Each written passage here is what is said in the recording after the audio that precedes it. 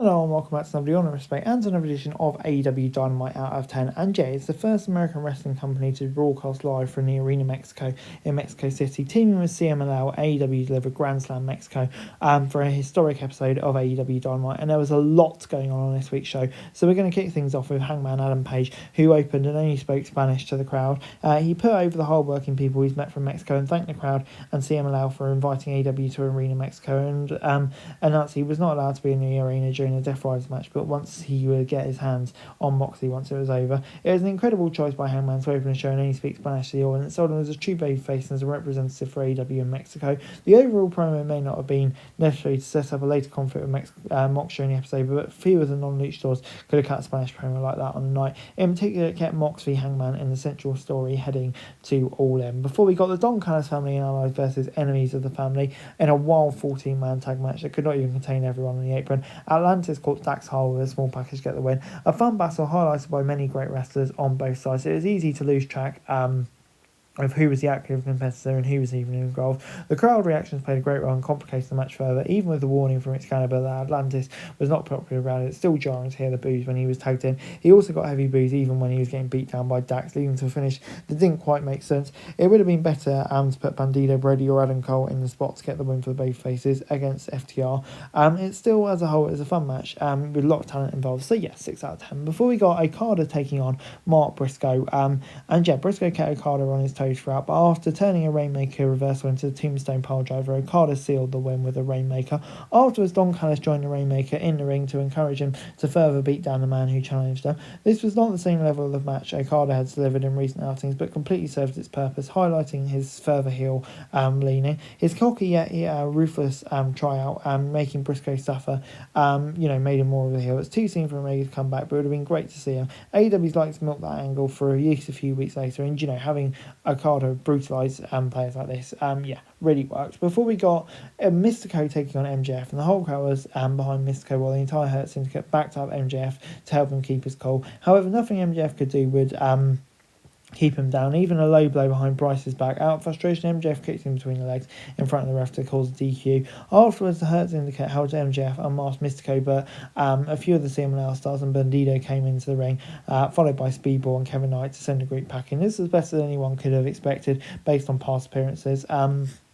In AEW, he wrestled at a different pace, clearly feeding off the electric crowd behind him. MJF played like an 80s foreign heel, always putting over the babyface, and the chemistry was electric. The result was messy, but added to the feud, and I think Mystico received a replacement mask after the attack, but MJF still walked out holding the mask. However, hopefully it means a more definitive match coming up. Maybe it could be at All In or Forbidden Door, but I thought, this was definitely great and really built the stage for another match. So 8 out of 10 for me.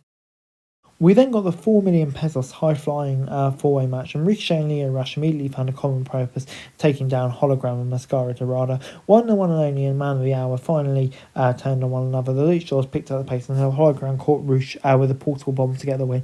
Hologram's all the way back and continued his undefeated streak with his toughest match to date. This is easily the best pure action night from bell to bell. Dorada continues to impress, building off his much-acclaimed matches with Bandido on Tuesday and CMLL, as well as his recent work in AEW. Ricochet and Rush were unsurprisingly excellent in this environment and worked well together, even if their communication eventually broke down. This was one of the first steps of one and only working with CRU, or the way it broke down late last night. Ricochet ignored Rush and Action Andretti in the future. Who knows? Question. But yeah, this was great. Before we got Zexis, the CMLL Women's Champion, defending against Mercedes Moné, and she brought the fight to Moné from the outset. The CEO was fighting from behind.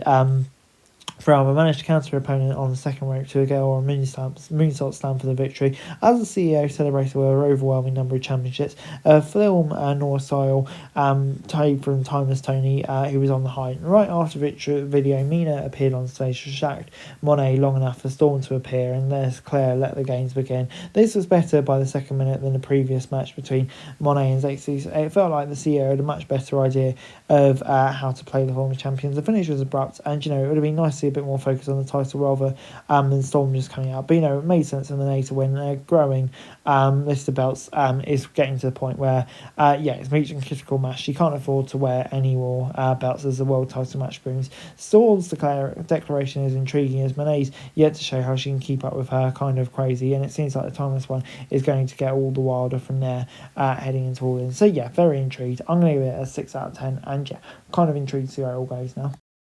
We then got the Death Riders, Young Bucks, and Beast Mortos taking on the Ops, Swerve, and Will Ospreay. And after a wild match, everyone fought with high energy. The Bucks attacked Swerve from behind to set him up to get rolled up by Mox for the free. Hangman then came out after the result and accidentally hit Matt Jackson with a buckshot before the Death Riders bailed. While certain matches on the card had bigger stakes, this one was all energy in a way that deserved its main event spot. The crowd was completely behind the baby faces, taking the fight to the Dastardly Hill Alliance. Mox and Yuta especially found every opportunity to raise the fans' ire. By the end, it felt like a contest that could have gone anyway, but the Bucks again stole one from Swerve. While the Bucks continued to sell there on Hangman's side, it's clearly the opposite sides at this point, even to the point of the Cowman helping the Mogul. The tension is rising between Mox and Hangman, who have not shown much of anything from what they will do when they collide it all in. However, it's unlikely they can be kept apart for another 4 months. The Beast Mortos won in the main event, but as well, while his inclusion is entirely good filler, it's good to see him get some attention, especially at AEW's first Mexico show as well. So yeah, 7 out of 10 from me.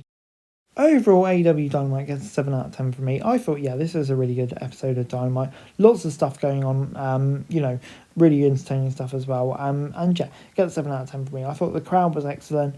I really enjoyed the stuff with Monet, some of the classic matches we got, the Fatal 4-Way and stuff like that. So yeah, good stuff. That's it for this video. Thanks very much for watching. Remember to like, share, subscribe, follow us on our socials, link in the description below for daily wrestling news, meme and content. Subscribe to our other channels on screen right now, that'd be greatly appreciated. Thanks very much for watching. Peace out.